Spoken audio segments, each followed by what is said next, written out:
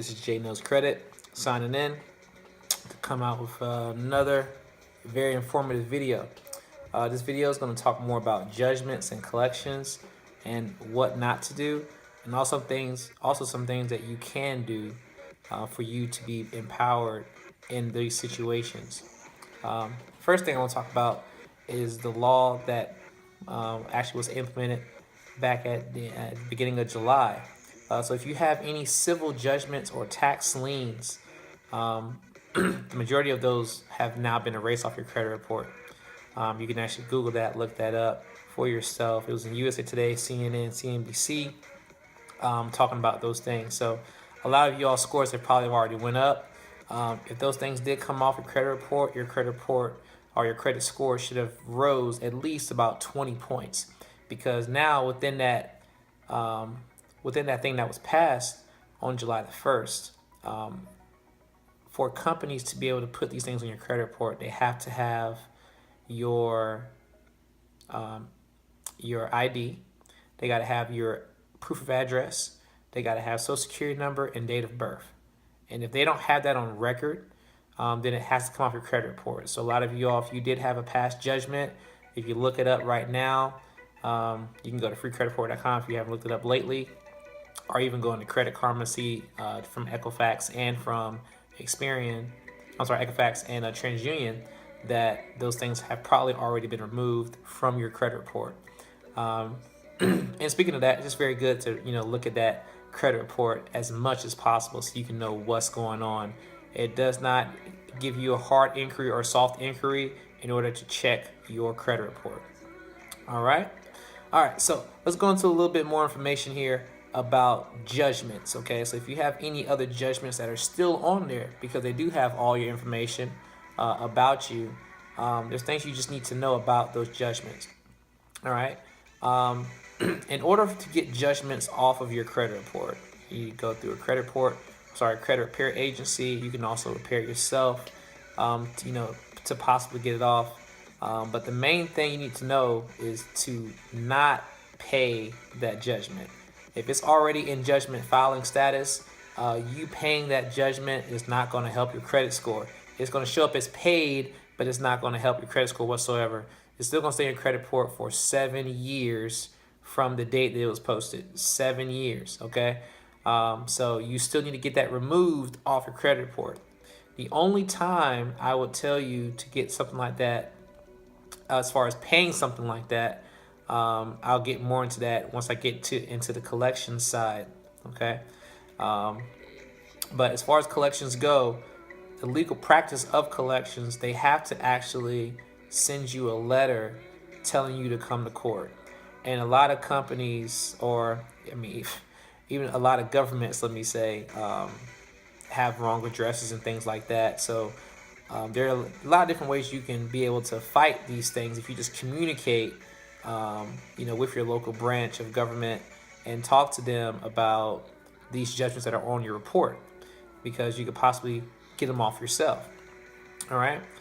Going into the collection side, when it comes to collections, same thing goes with judgments. You don't want to pay those collections. If you pay those collections, it's actually going to hurt you. It's just going to show up as paid.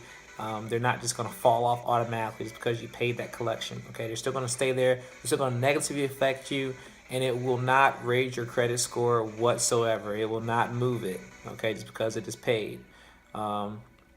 That's one misconception about paying those things. The only time that I would tell you to pay a collection is if they communicate with you beforehand or after it gets on your credit report, and they send you a letterhead in writing with their letterhead in an email saying that they're going to remove it off your credit report if you pay it. All right. And it's always good to make a deal as well. If you can make a deal, say, hey, I owe $1,000. I'll give you all $600 right now today, but I need you to provide me with an email that shows that this is going to be removed from my credit report. If they cannot do that, then you do not pay it. You don't pay it. You just get that removed. Hopefully by us, we can repair that for you. rtigroupconsulting.com. I'll have links at the bottom of the video if you want us to repair it for you. Okay. But a lot of people go and they pay these judgments and pay these collections not knowing that they're going to stick on your credit report either way, unless you get something in writing saying that they're going to remove it off your credit report. Okay. um, as far as giving your personal information to a collector, that's one thing I've heard people doing, and a lot of collection agencies are not legitimate, or they're just fishing for information. So they can be calling you just trying to get you to give them personal information. They'll ask you what your social security number is. If they're legitimate, they already know what your social security number is. That's why they're calling you. So never give that information. Don't give your bank account number. Don't give a credit card number. Don't give anything about that company, especially if they give you the company name, which they all should. They give you the company name. Research the company first. While you're on the phone with them, look them up, but don't provide any information about yourself until you know that they're legitimate, because you can get your identity stolen that way. Okay. So when debt collectors calls, just do not give personal information. Okay. Very, very important that you don't do that. There are some things that collectors can and cannot do. There is an act that debt collectors, a practice they have to follow, and there are a lot of people who violate those things. So if you have a debt collection agency that's calling you, and they're calling you, and it's getting harassing for you, you want them to stop calling you, you can't communicate to them, to stop calling you. You can't tell them that you dispute that debt and that you only want them to communicate with you in writing. And if they keep harassing you, you can just keep notes. You can keep notes of that, or if they're calling you on your cell phone, you can actually record them, because it is illegal for them to keep calling you after you've told them not to call you.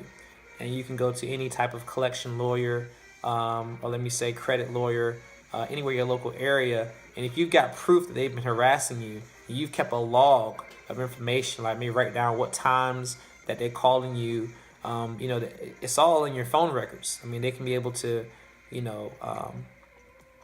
dispute these things, or help you win your case.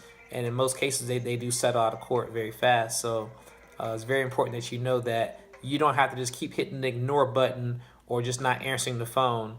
You can fight back and you can win, if you want to go that route.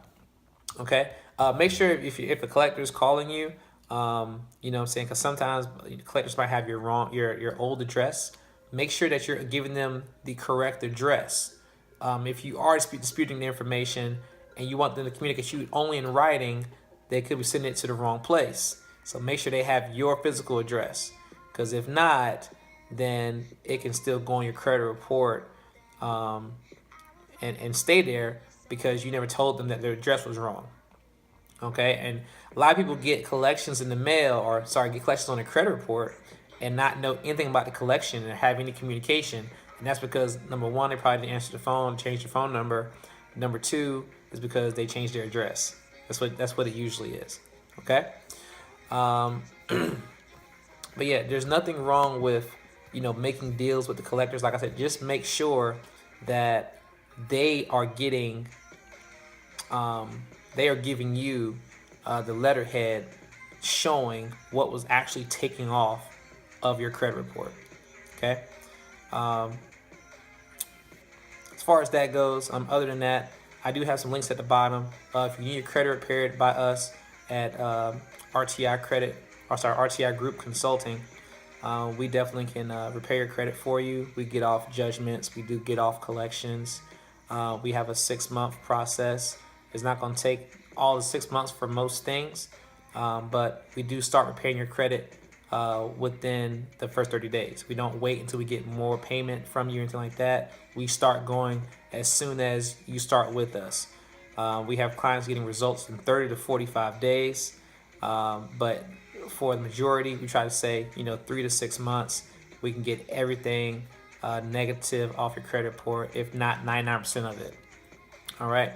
I'm also going to have some links down here if you need to build up your credit because you have a low credit to debt ratio. I have some links down there for you to get some primary trade lines, credit lines, just in case you just want a better